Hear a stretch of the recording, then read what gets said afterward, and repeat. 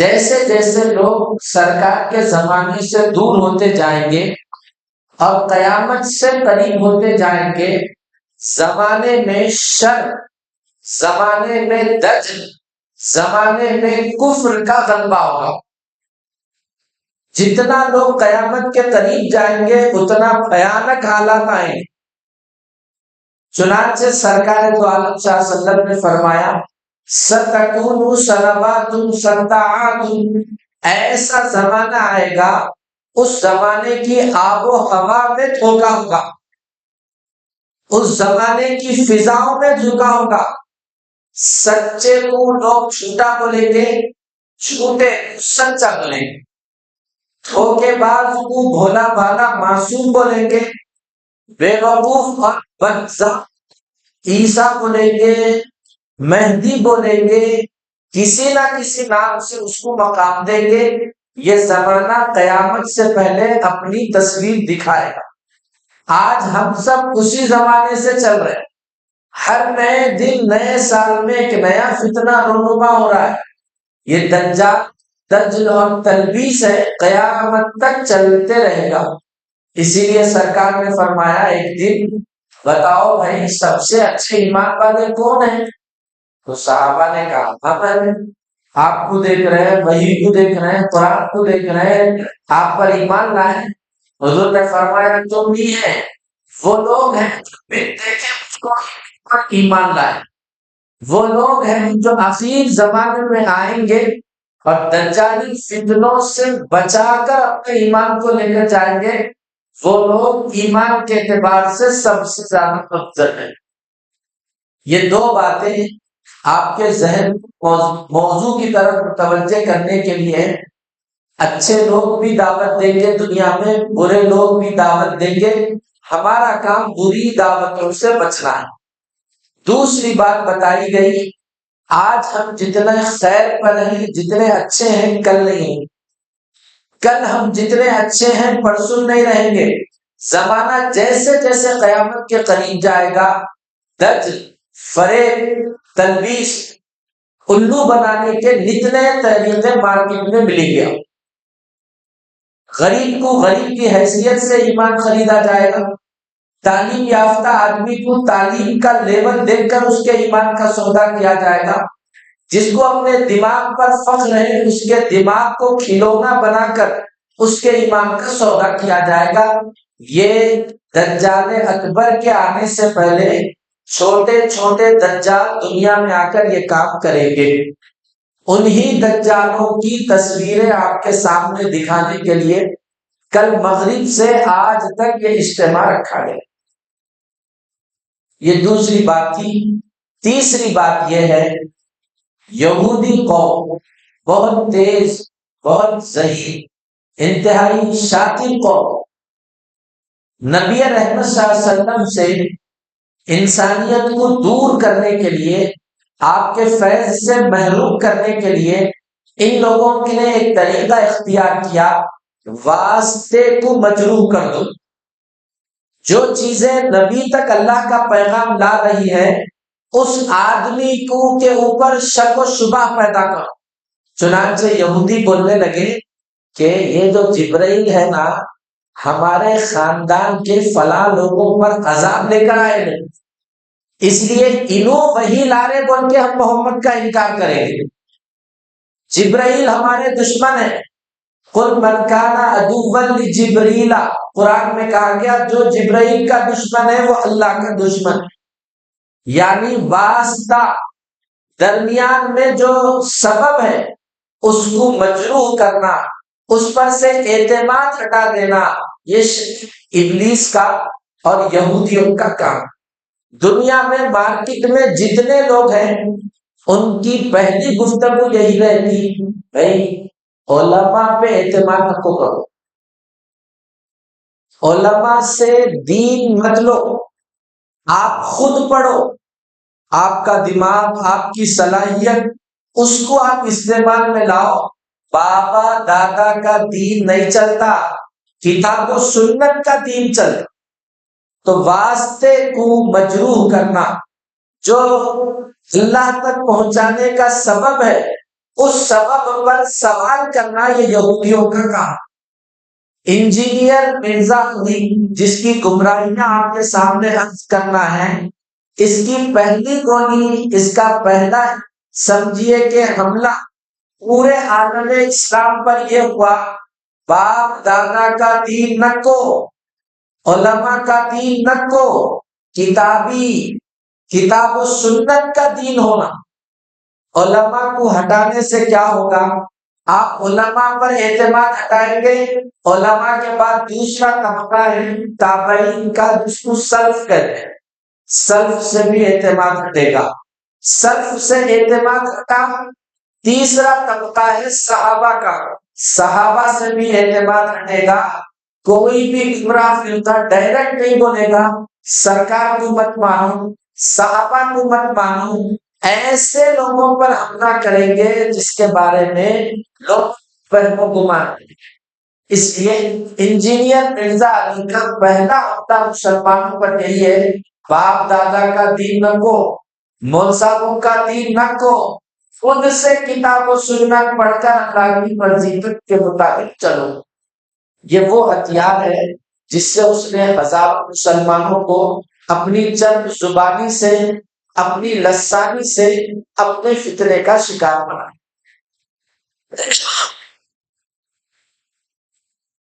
بہت مختصر وقت ہے، اس لیے میں اس کے گمراہی سے متعلق چند نظریات آپ کی خدمت میں عرض کرتا ہوں۔ آپ سب مسلمان ہیں، یہ باتیں سب کو معلوم ہونا چاہیے۔ قرآن پاک پڑھنے سمجھنے کے واسطے 14 سے 19 علوم کی ضرورت ہے۔ کوئی بھی آدمی وہ 14 علوم پڑھ لیے تب جا کر وہ خود سے قرآن سمجھ سکے۔ آپ اٹھیے، آپ بھی اٹھ کر وہ 14 علوم حاصل کریے، آپ بھی قرآن پڑھ سکتے، سمجھ سکتے۔ اگر کسی نے یہ علوم حاصل نہیں کیے، ڈائریکٹ جا کر قرآن کو سمجھے گا تو گمراہی کے دہانے پر پہنچ جائے گا۔ یہ اصول ہے۔ اب یہ صاحب کیا تھے؟ پہلے سنی تھے، پھر دیوبندی بنے، پھر اہل حدیث بنے، پھر شیعہ بنے۔ اب اپنے آپ کو سب سے بیزاری کا اظہار کر کے اپنی ایک نئی دکان کھول۔ ان کی گمراہی کی وجہ یہی ہے کہ ان کا کوئی باضابطہ استاد نہیں ہے۔ اب جیسا آپ بیٹھے 4 لوگوں میں بیان سن لیے، ایسا سن کر ان کی علم کی دنیا کا آغاز ہو۔ کسی کے پاس بیٹھ کے نہ قرآن صحیح پڑھے، نہ کسی کے پاس بیٹھ کے کوئی علم حاصل کرے۔ آپ لوگوں کو معلوم ہے پلمبر بھی گھر میں تجربے کار لاتے ہیں، الیکٹریشین بھی گھر میں تجربے کار لاتے ہیں، میستری بھی 10 لوگوں کا گھر بنایا سو ہے تو وہ میستری کو لاتے۔ لیکن جب دین کی بات آتی نا، جو زندگی میں نماز نہیں پڑھتا اس سے بھی دین لے لیتے۔ وہ آدمی جس کی اپنی زندگی کتنی کری اور سیاہ ہے کچھ نہیں معلوم، اس سے بھی دین لے لیتے۔ یہ ہمارے لیے سب سے بڑا درد سر۔ اسی لیے چونکہ اس نے قرآن کے کوئی علوم حاصل نہیں کیے تھے، اس کی گمراہیاں بھی بے شمار۔ مثال کے طور پہ قرآن پاک کے بارے میں سرکار دو عالم صلی اللہ علیہ وسلم نے فرمایا، من قال فی القرآن برأیہ فلیتبوأ مقعدہ من النار، جو قرآن میں اپنی جانب سے کوئی رائے قائم کرے وہ اپنا ٹھکانہ جہنم میں بنا۔ ترجمہ بھی جتنے مسلک ہیں، دیوبندی، بریلوی، سب لوگ جو ترجمہ کرتے ہیں اپنے سے کسی بڑے عالم کے ترجمے کو نقل کرتے، خود سے کوئی ترجمہ نہیں کرتے۔ دنیا میں جتنے مسالک ہیں سب مسالک والے کسی صحابی، کسی تابعی، کسی سلف کے بڑے عالم کے ترجمے کو آگے بڑھاتے ہیں۔ انہوں اپنے سے ترجمہ کریں۔ قرآن پاک کی چند آیتوں میں انہوں نے تحریف کی۔ قرآن کی ایک آیت ہے، اِنَّهُ لَقَوْلٌ فَصْلٌ وَمَا هُوَ بِالْحَزْلِ، بے شک یہ قرآن فیصلہ کن کلام ہے۔ اور سب نے، دیوبندی، بریلوی، اہل حدیث، سب نے ترجمہ کیا یہ قرآن مذاق نہیں ہے۔ یہ آیت کا ترجمہ۔ یہ انجینئر مرزا بے بیٹے کا لوٹا، علم اور اہل علم سے جس کا کوئی رشتہ نہیں تھا، اس نے اس کا ترجمہ کیا یہ قرآن قول فیصل ہے، بکواس اور بےہودہ کتاب۔ ویڈیو میں آج بھی یہ ترجمہ موجود ہے، بکواس اور بےہودہ کتاب۔ خالی کسی کے بچے کا نام موہین ہے، منو پکارے تو بابا کا دماغ پھر جاتا، میرے بچے کو ایسا کہہ کے پکار رہے تو بول، آپ کی کتاب کو بکواس اور بےہودہ کتاب بولا، اور اس کا بیان سننے والے پورے حیدرآباد میں کم سے کم 10,000 لوگ ہوں، کم سے کم۔ دوسری آیت ہے لا تطع الکافرین، اس کا ترجمہ پورے مسالک والے کیے، اے پیغمبر آپ کافروں کی اطاعت مت کیجیے۔ یہ صاحب اس کا ترجمہ کیے آپ کافروں کی بات کا برا نہ مانے۔ پورے دنیا کے جتنے مسالک والے ہیں سب نے یہ ترجمہ کیا کہ آپ کافروں کی اطاعت مت کیجیے، انہوں اپنے سے بول رہے کہ آپ کافروں کی بات کا برا مت مانیے۔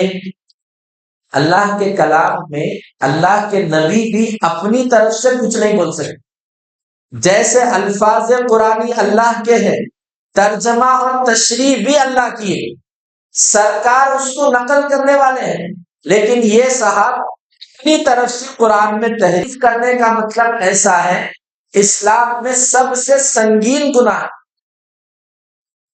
آپ تراویح میں جو 30 پارے پڑھے، جیسے قرآن کے الفاظ محفوظ ہیں، قرآن کی تفسیریں بھی محفوظ ہیں۔ کوئی بھی عالم کسی بھی آیت کا جو ترجمہ یا تفسیر کرتے ہیں اس کا بھی نسب نامہ ہوتا۔ میں عارف صاحب کا بیٹا ہوں، عارف صاحب ساجد صاحب کے بیٹے ہیں، ایسے ہی ہمارے علوم کا بھی نسب نامہ ہے۔ میں کس سے پڑھا تفسیر، میں ان کا نام بتا رہا ہوں۔ انبیاء کے واقعات کا مذاق اڑایا ہے، اس سلسلے میں یہ آیت پڑھے ہیں لقد کفر الذین قالوا ان اللہ هو المسیح ابن مریم، جو لوگ کہتے ہیں کہ اللہ ہی مسیح ابن مریم ہے، اس آیت کے حوالے سے انہوں نے کہا اللہ خود پیغمبر کے واقعات بتا کر ان کا مذاق اڑاتے ہیں۔ یہ جملے میں دو لوگوں کی توہین ہوئی، ایک اللہ کی توہین، دوسرا پیغمبروں کی توہین۔ اسی طرح ان کے مغلظات اور گمراہیوں میں سے یہ ہے، ہمارا پورے اہل سنت کا یہ عقیدہ ہے پیغمبر نبوت سے پہلی نبوت کے بعد بھی اس طرح کے گناہ سے پاک ہے، نہ آپ سے بھول ہوتی، نہ آپ سے لفظی غلطی ہوتی، نہ اجتہادی غلطی ہوتی، پیغمبر معصوم عن الخطا، یہ پورے اہل اسلام کا عقیدہ ہے۔ یہ صاحب کہنے لگے نبی رحمت صلی اللہ علیہ وسلم سے اجتہادی غلطی ہوئی، صلی اللہ علیہ وسلم اس کا جنازے کی نماز پڑھا دیے۔ اس مثال کو دے کر وہ بدذات کہتا ہے کہ سرکار سے اجتہادی غلطیاں ہوئی ہے۔ ہمارا عقیدہ ہے جیسے معصوم بچہ، چھوٹا بچہ معصوم ہے، ایسے ہی پیغمبر نبوت سے پہلے بھی نبوت کے بعد بھی معصوم ہے۔ مسئلہ کیا ہے، انہیں اتنے گندگیاں بولا تو ہمارے لوگ سنتے گئے۔ ہمارے لوگوں میں اندر ایک چیز رہتی، وہ چیز سونے سے زیادہ قیمتی رہتی، وہ چیز موتی سے زیادہ طاقتور رہتی، وہ چیز ایسی رہتی جس کا جادو سر چل کے بولتا۔ وہ کیا ہے، میں جو سوچ رہا ہوں وہ صحیح ہے، میں جو اس کا بیان سن رہا ہوں وہ صحیح ہے، میں جس کو فالو کر رہا ہوں وہ صحیح ہے۔ یہ میں کا جو بت ہے نا، 1,00,000 بتوں سے بھی بھاری ہے۔ ہمارے مسلمانوں کے دلوں میں وہی بت بیٹھا ہوا ہے۔ فون میں آپ کسی کا بیان سن لیا، اچھا دکھا بیان، میرے کو اچھا دکھ رہا نا، میں نے سنتے سنتے مرتا ہوں 4 لوگوں کو سنا۔ میرے اندر اتنی عاجزی نہیں ہے کہ جس کا بیان میرے کو اچھا دکھ رہا مولانا ان کا بیان سن سکتے کیا، اتنا پوچھنا بھی نہیں ہے، کیونکہ میرے کو اپنے اوپر اتنا بھروسہ ہے جتنا بھروسہ میرے کو مسجد کے امام پہ بھی نہیں۔ یہ فرقے آنے کی وجہ سے وہ میں ہے۔ مثال کے طور پہ آپ ایک کے پاس گئے، دعا پڑھا لیے، ٹھیک ہو گئے، اب آپ کے دل میں بیٹھ جاتا اللہ رسول کے بعد انہی صحیح ہے۔ اب ان کا جا رہے آپ، پورے خاندان کو لے جا رہے ہیں، پورے کنبے کو لے جا رہے ہیں، انہوں جا کے فیاض نکل رہے ہیں، انہوں جا کے آپ کے ایمان کے سوداگر نکل رہے ہیں۔ تو اپن جب تک یہ میں اپنے دل سے نہیں نکلتا، یہ فتنوں سے نہیں بچ سکتے۔ آپ دین کے نام سے کسی کا بھی بیان سن رہے ہیں، کسی سے بھی جڑ رہے ہیں، آپ مسجد میں امام صاحب کو بولے امام صاحب میں علاج کو انٹر جا رہا ہوں، امام صاحب میں فون میں ان کا بیان سن لو، کیا ہوگا؟ انجینئر علی مرزا جیسے فتنوں سے ہم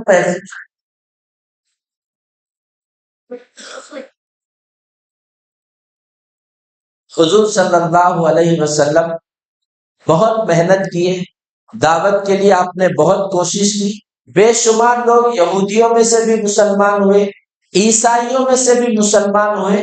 اسی سلسلے میں انجینئر مرزا علی نے کہا نبی کی دعوت اور محنت سے 10 یہودی بھی مسلمان نہیں ہوئے۔ یہودی بولنے لگے یہ کل کا چھوکرا کیا دین سکھائیں گا ہم کو، سرکار کو بولے انہوں ایسا، نعوذ باللہ، یہ کل کا چھوکرا کیا دین سکھایا ہم، جس کی زبان میں شرافت نہیں ہے، جس کے اخلاق میں نجابت نہیں ہے، اس کے بیان سن کے لوگ گمراہ۔ ایسے ہی اسی کی گمراہیوں میں سے ایک یہ ہے،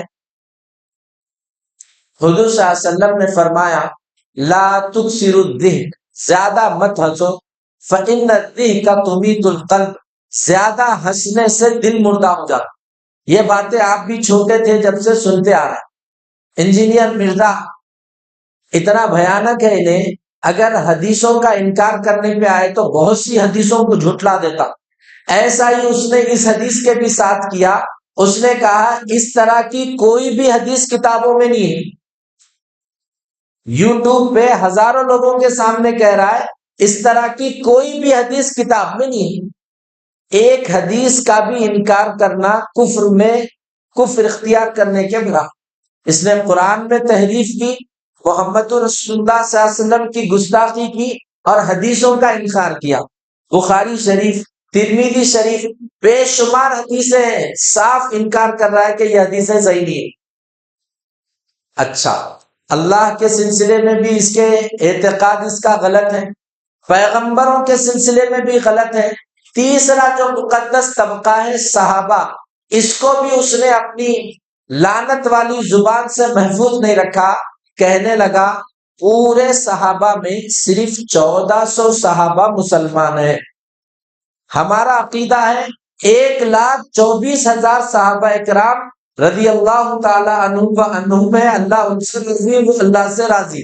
لیکن یہ کہہ رہا ہے بیعت رضوان میں جتنے صحابہ تھے وہی اللہ کے پسندیدہ ہیں، اللہ ان سے راضی ہے، اس کے علاوہ صحابہ کی جماعت میں کوئی بھی صحابی نہیں ہے۔ یوٹیوب پہ بول رہا، لوگ تعلیم یافتہ طبقہ سن رہا، مسئلہ کیا ہے؟ اپنے کو گھر بنانے آتا نہیں، اپن جا کے جو ہے سو تھاپی لے کے سیمنٹ نہیں لگاتا، اپنے کو علاج کرنے آتا نہیں، اپن انجیکشن لے کے کسی کا جا کے کسی کو انجیکشن نہیں لگاتے، اپنے کو کیا کہتے ہیں پلمبر کا کام کرنے آتا نہیں، جا کے نلا فٹ نہیں کرتے۔ لیکن ہمارے اندر جو انا ہے نا، وہ اتنا تیار رہتا دین کے معاملے میں اپنے آپ کو عالم بنا سمجھتے لوگ۔ میرے کو جتنا میں سمجھا نا مول صاحب، تمہارے کو نہیں معلوم بولتے۔ یہ سب سے بڑا زہر ہے۔ ہر آدمی دل میں یہ بات بٹھا لے میرے کو آج بھی علم سیکھنا ہے، میں ضرورت مند ہوں، یہ احساس آدمی کو بہت سے فتنوں سے بچائے۔ تو اس نے سرے سے تمام صحابہ اکرام کا انکار کر دیا اور کہنے لگا صحابہ کی جماعت میں سے سب کے سب کافر تھے، صرف 1400 مسلمان تھے، اللہ بھی ان سے راضی۔ اس کی یہ گندی زبان آگے بڑھتے رہی اور اس نے کہا صحابی ہونا کوئی فضیلت نہیں، صحابی بننا کوئی بڑا مقام نہیں ہے، بڑی فضیلت تو کلمہ پڑھنا ہے۔ اللہ کے نبی صلی اللہ علیہ وسلم نے فرمایا اے مسلمانوں، احد کے پہاڑ کے برابر بھی تم سونا صدقہ کرو گے، میرے ایک صحابی نے کھجور صدقہ کیا، اس کھجور کے برابر بھی نہیں ہے۔ صحابی تو چھوڑو، حضرت امام مالک رحمۃ اللہ، عبداللہ ابن مبارک رحمۃ اللہ علیہ نے فرمایا معاویہ کے گھوڑے کی دھول عبداللہ ابن مبارک سے افضل ہے، یہ ہمارا یقین ہے، اور ان کا کہنا ہے کہ صحابہ بھی ہمارے ہی طرح ہیں، ان میں ہمیں کوئی فضیلت نہیں ہے۔ الغرض ایسی بہت سی ان کی مغلظات ہے۔ صحیح بات تو یہی ہے، جیسے فارسی کا مشہور شعر ہے، خانہ خالی را دیو می گیرت، جو گھر خالی ہوتا ہے شیطان، جنات، دیو اس میں آ کر جگہ بنا لیتے ہیں۔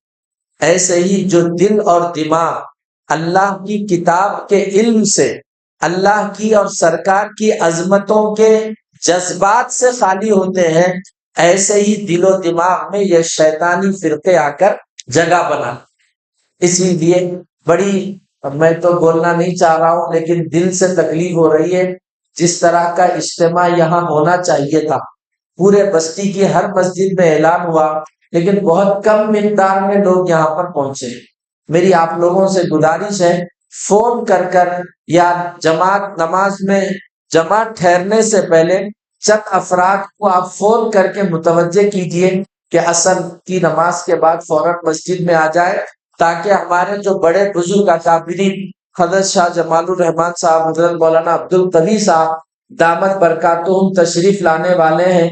یہ لوگ ایسے ہیں جن کے بارے میں قاری طیب صاحب نے کہا تھا، من صلی خلف عالم تقی کانما صلی خلف نبی، جس نے کسی بزرگ عالم کے پیچھے نماز پڑھی وہ ایسا ہے گویا کہ نبی کے پیچھے نماز۔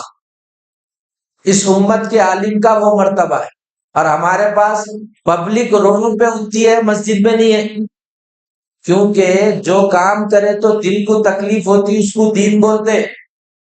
دل پہ لکھ لیجئے جملہ، جو کام کرے تو دل کو تکلیف ہونا وہ دین ہے، اور جو کام کرے تو دل خوش ہو رہا وہ خواہش ہے، دین نہیں ہے۔